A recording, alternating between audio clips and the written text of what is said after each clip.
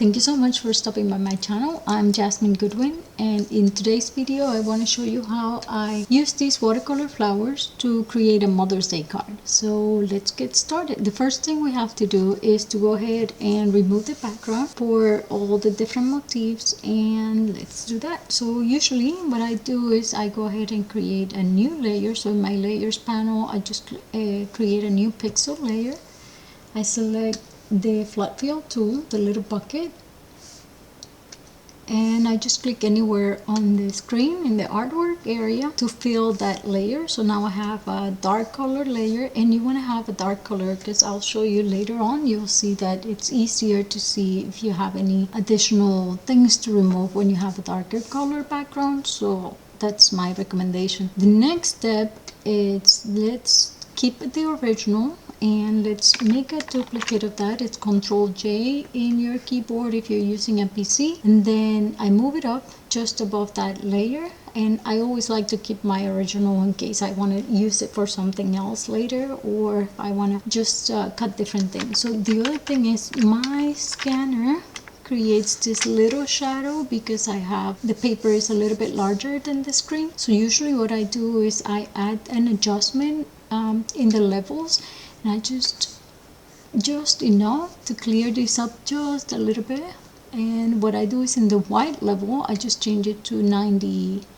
Usually 97 or 95 is good enough to make that difference. So let's see, let's go here, let's get it closer so you can see the difference. This is without the adjustment and this is with the adjustment, so that also brightens my flowers, and I am fine with that.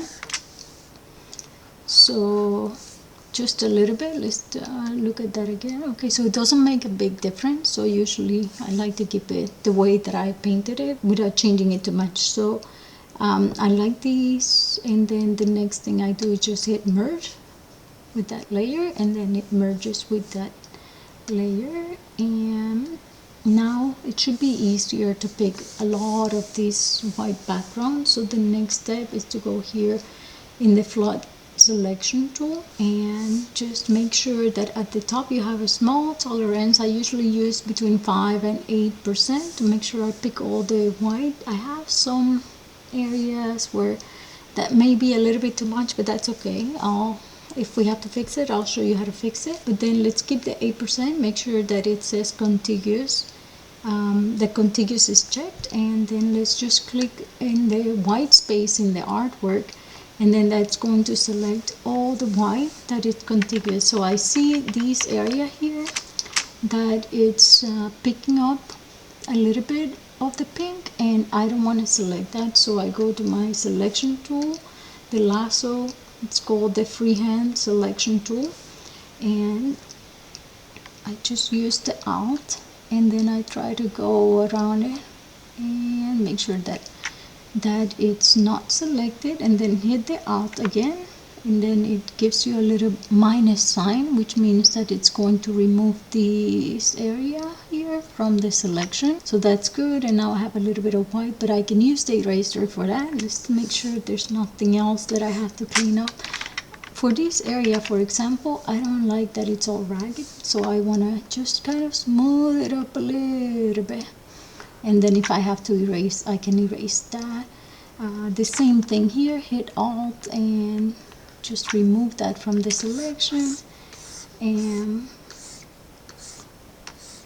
the same thing here, just hit Alt, remove this little yellow for the selection, and just also to smooth it out.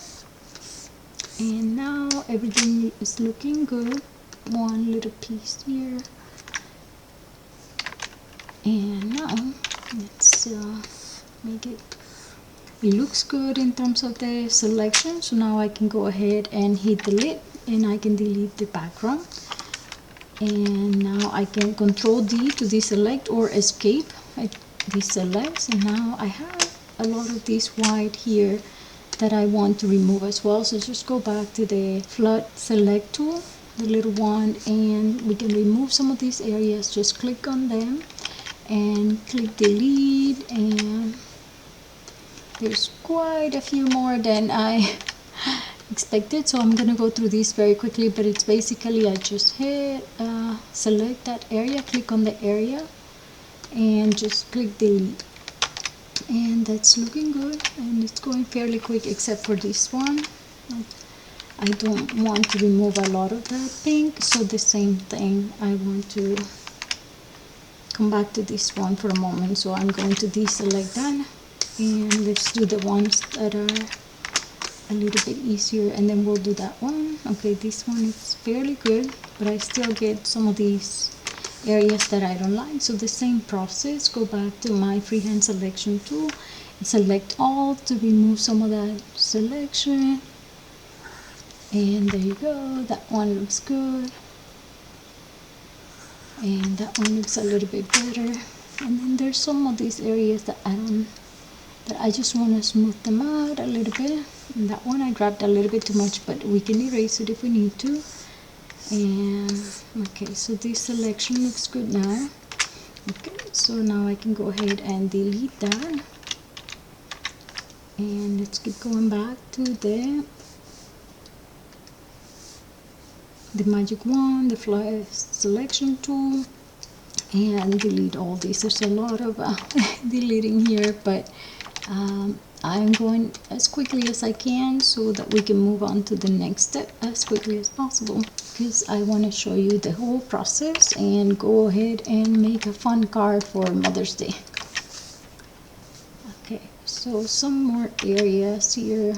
Okay, we're gonna fix this one in a minute. Let's do some of these other areas, and then some of these inside the flowers I like to keep, so I'm not too worried about those. And I think we're almost there with the white areas that I want to remove. Usually I don't remove all of them inside the flower. Sometimes it looks good to just leave some white inside the flowers. Okay, this one looks, I think some of these like differentiate some of the petals, that's helpful.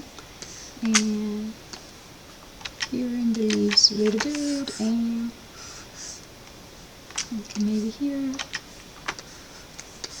Okay, so I can delete this space, the same thing with the flood selection tool. Again, I have this one that I have to kind of refine, so what I do is go ahead and change to the freehand selection tool, hit Alt in your keyboard, and then just make sure that you add the areas that you want to keep.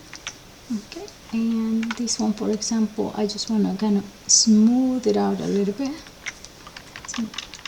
Okay, and I think we can go ahead and hit delete on that one. And I think this looks good. Maybe this little space here.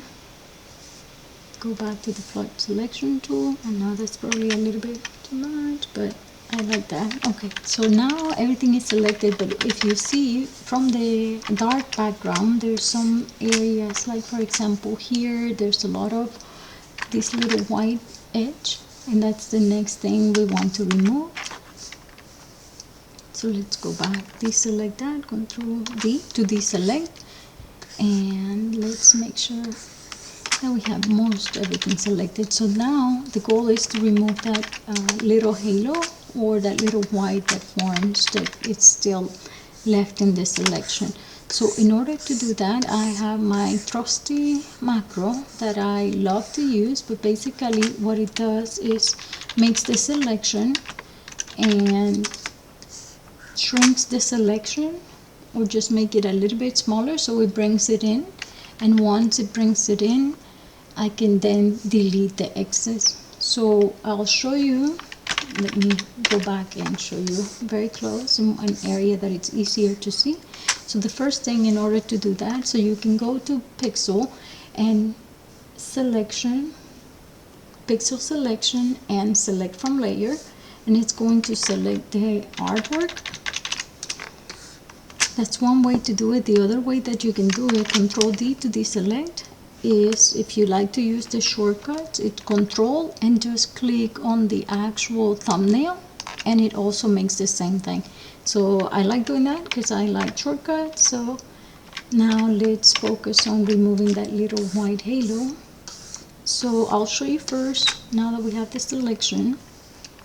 I have this macro, and basically what it does is shrinks by 2 pixels and then does the feather and then inverse the selection and delete that excess. So let's run it and see it removed all the white halo. So let's undo that so you can see the white halo again, and I'll show you manually how you can do that. But if you're doing it manually for the first time, make sure you go to your macros and click on restart recording so you can save it for later, and make sure that you don't have to go through all the steps again. But now let's go back to my library. Let's go back to the selection, go to pixel selection from layer.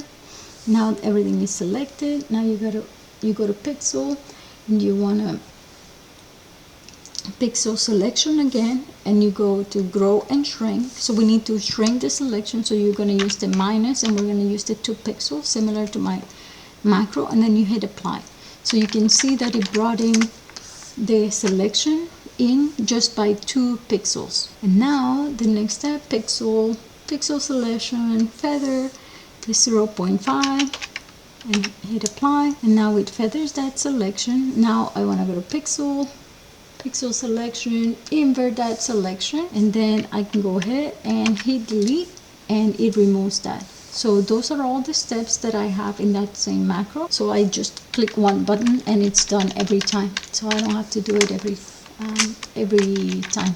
It saves you some steps for sure. Okay, now that it's clean, I have my clean art. Now I want to separate it into layers. So Control D to deselect, and I just want to select the freehand selection tool and just go around these two. Control X to cut, and Control V to paste it back.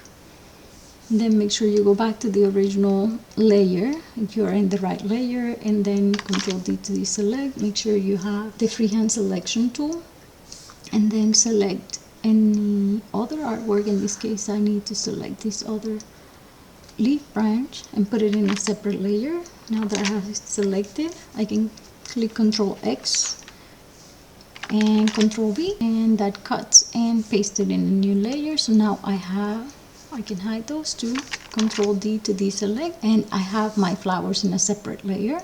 So I think now they look good. They are ready for the card. So I'm going to go ahead and just right click on that layer and copy it for a moment. Now that I have the layer copied, I can go ahead and create a new document, and I click on new, and I have the 5x7 already in my presets, but you can go ahead, and if you don't have it in your presets, you can just create it here. Basically, select the orientation. You want a portrait orientation. I like it in inches for my cards. DPI 300 DPI for printing is the minimum, and you can set it up for 5 page width by 7 the height, and make sure you select a color profile that aligns with the printer that you want to print it with. Usually RGB works for where I upload my cards, so I keep this, and then just go ahead and hit create the document. So now the next step, basically I usually just go ahead and start with a rectangle, and I just make sure that it's aligned in the center and aligned in the middle, and then I lock it so I don't move it around, and then I hit Control V just to paste the flowers that we just cleaned up. Okay, so now that it's pasted, you see it's a lot larger than the 5x7 because I scanned it at I think 600 or 1200 dpi, so you can see that the dpi here, or that background pixel layer. So it's a big file. So now what you want to do is just shrink it a little bit, and now let's arrange the card. Usually I like to keep, with some of these actually, I like to put a little bit at the bottom and some of the flowers at the top, and then make kind of design in the center. So let's try something like that. I kind of like that size down here, and then maybe go ahead and hit Alt and move it up.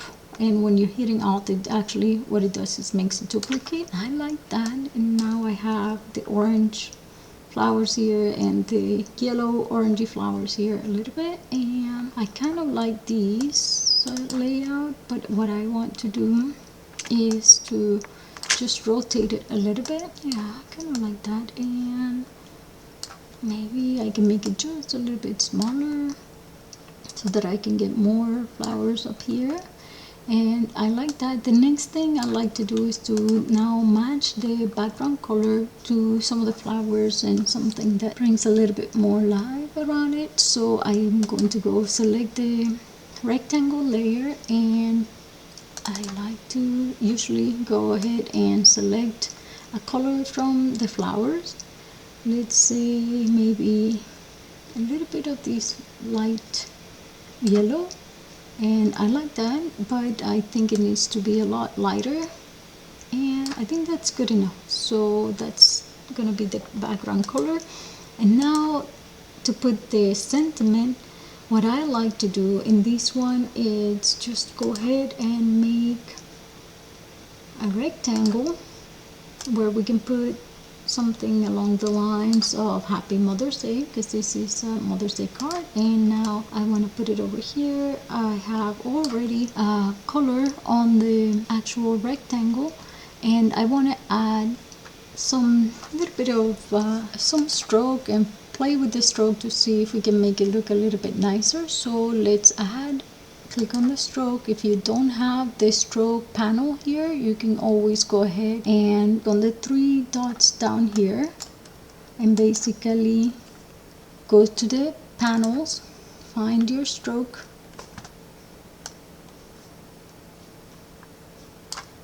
turn it on, and once you turn it on, you can place it whatever makes sense for you based on your workspace. So now what I want to do is I want to add some, maybe let's start something like that, and then add some specific, let's see, maybe we can change this to dots. So let's see.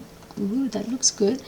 And now the other thing I want to do is obviously I want to kind of like the dots, but let's play around with some of these to see how that's gonna look. Okay, so this one is just spacing.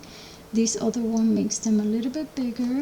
And let's move on the next one and see. Okay, two dots, that's okay. So the other thing I want to do is I kind of like just having the dots, but let's see, I don't like what that does because I basically just removed it. So let's just, what about this one, this one? Okay, it just makes it more like a square. So I'll just keep the cap, the round cap, and then the join doesn't make a difference. It doesn't really make much of a difference, so let's keep that. And align, I want to change that because I don't want to see the other half. I just want to see the one on the outside. So let's change it to align the stroke to the inside. No, align the stroke to the outside, and I kind of like that. It's just a little bit of half stroke. So I kept these numbers. The first one is 0, and then I have a 2, and then just makes it those little half circles. I can try to make them bigger or smaller. I like this 5 point. And now of course I have to go and change that color. So again, I like to select some colors from my flowers and maybe just make it a little bit darker. And let's see how that looks. Oh, that looks pretty. I think that looks pretty, and we can put our Happy Mother's Day in that area. And okay, I think the color, the orange, can be just a little bit lighter. Okay, let's try that one. But first I gotta select the rectangle, and let's try this one. I like that, that's pretty. Okay, and now I think we're almost there with this card. So the next step, click on the artistic tool, artistic text tool, and just click on it. Let's make let's try type Happy Mother's Day, and now let's play with some of the fonts that we have. Okay, I didn't select all of them. I kind of like this one, but now I have to make sure I select everything inside the font. And let's go, which one was it? I think it was this one. This one's pretty. And now I want to go ahead and make sure that it's centered in that rectangle. And I want to make it just a little bit smaller so that everything fits in there, and just make sure that it's centered. There I see the red line and the green line, so it means it's centered inside that rectangle. And then of course I want to change the color, and I want to use a color that it's also in my flowers. So let's try that rich orange. It looks good, but maybe the darker orange. Let's see the selection tool. I think kind of like just keeping it then the same color as that little border that we just created on these rectangles. So let's change that. Select the Happy Mother's Day, and I think it was this color. Yeah, and the color was already in my color picker, so I think that's good. One thing that I did here is I extended the rectangle outside, because if you look at it, it's going to make the stroke all around it. You can do it this way as well. It looks pretty this way too. But I kind of like the other way with the open side, so I'm gonna undo those two things. And I think I'm gonna make this just a little bit smaller, so click on it and make it just, and then make sure that it's aligned in the center, and then select it and make sure it's aligned in the middle of the rectangle. And I like this. So now we have a Mother's Day card that we can upload to print on demand, or you can print it at home and give it to your loved ones on Mother's Day. This is so cool, and it was fairly quick, so I'm excited to share this with you. Hopefully you learned a few tricks today. Thank you so much for stopping by, and I'll see you in the next video. Bye bye.